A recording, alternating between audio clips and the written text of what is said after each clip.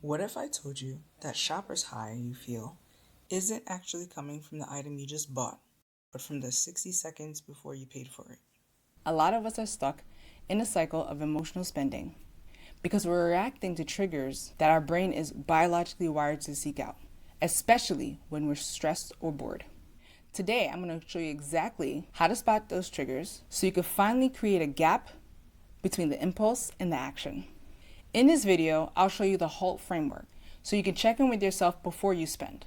How to use friction to outsmart apps that are designed to make you overspend, and the 24-hour rule that helps you move from regretful spending to joyful spending.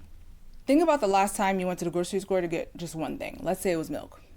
To get it, you had to walk past the bakery, the colorful end cap displays, and finally you had to stand in a checkout line surrounded by candy and magazines. That's not an accident. Stores are literally designed to bypass your thinking brain and target your impulses.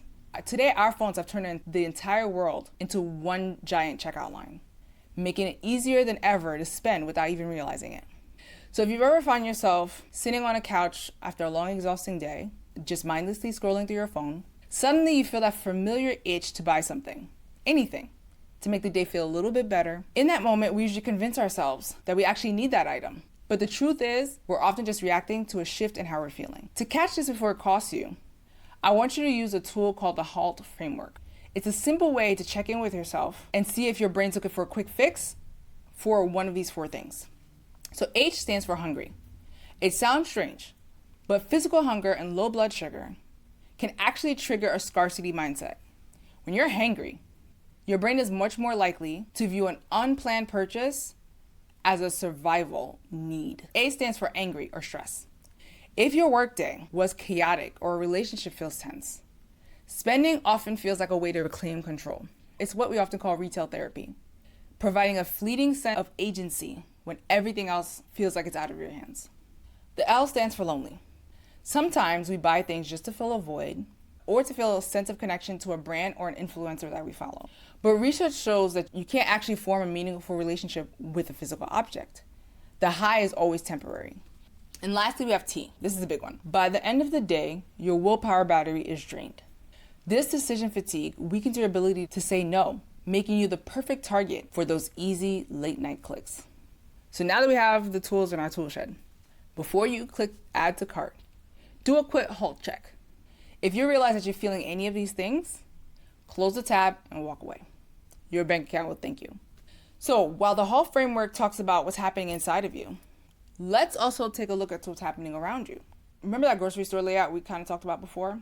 The candy at the checkout, the milk at the back of the store? Well, in the digital world, the checkout line is everywhere. It's in your pocket, it's on your nightstand, and even in your email. The problem is that technology is designed to remove the gap between impulse and action. Features like one-click buying or save payment info, they're there to make sure that you don't have time to think. If it's too easy to spend, your thinking brain never gets a chance to chime in. So to beat this, we have to intentionally add friction back to the process. We want to slow the system down just long enough to give your logic a chance to catch up. Here are 3 ways you can do that. 1, unsubscribe from those flash sale and back in stock emails. These aren't just helpful notifications. They are digital taps on the shoulder designed to create a shift in your mood. If you don't see the sale, you never feel the need to shop. 2nd, break the one-click habit. Go to your favorite shopping apps and delete your save payment information. Making yourself physically get up, find your wallet, get the 16 digits logged in, creates a speed bump. That extra 60 seconds is often all you need to realize that you don't really need that item or even want it. 3rd, delete the boredom apps. If you find yourself mindlessly shopping on Amazon and Target while you're watching TV, delete those apps from your phone. Make it a rule that you can only shop from a laptop or desktop computer. It makes the act of shopping a deliberate choice rather than a nervous habit. So all in all, what I want you to take away from this is that you're not necessarily bad with money. You're just operating in a high-speed environment designed to bypass your willpower. By adding friction, you're not restricting yourself. You're just giving yourself the space to make a choice that you won't regret later. So now let's talk about joyful spending. If you ever had the experience where you buy something in a total blur of excitement, but then when the box arrives 2 days later, you just feel nothing. Or worse, you feel guilt before you even open it.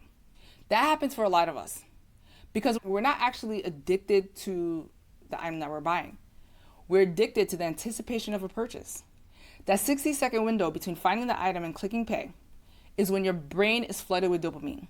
Once the transaction is over, the high drops off and you're left with a physical object that you probably don't even want. So to break this cycle, try the 24-hour rule. It's exactly what it sounds like. When you find something that you want to buy, especially if it's an emotional pull, put it in a cart, but then walk away from it for a full day. This 24-hour window acts as a cooling off period. It gives that dopamine spike time to level out so that your thinking break can come back online. Usually by the next morning, the urgency is gone. You can look at the item for what it actually is, a tool, a toy, or a piece of clothing, rather than an emotional fix for a bad day. This is how we move towards joyful spending. Joyful spending is about ensuring your money is going towards things that actually align with your long-term goals, like the trip you want to take or the freedom to work less, rather than just providing 15 minutes of relief. What if you still want the item 24 hours later and it's in the budget? Go ahead and buy it. Buy it with zero guilt and 100% joy. The goal here is not necessarily to stop spending altogether, but stop reacting so you can make intentional choices. If you're ready to take the next step in mastering these triggers, I've created a tool specifically for this called the Emotional Spending Journal. It's designed to help you identify your personal triggers, set healthy boundaries, and finally establish a positive relationship with your money so you can finally reach your goals without the stress. You can click right here or the link in the description to grab your copy and start turning your triggers into intentional choices.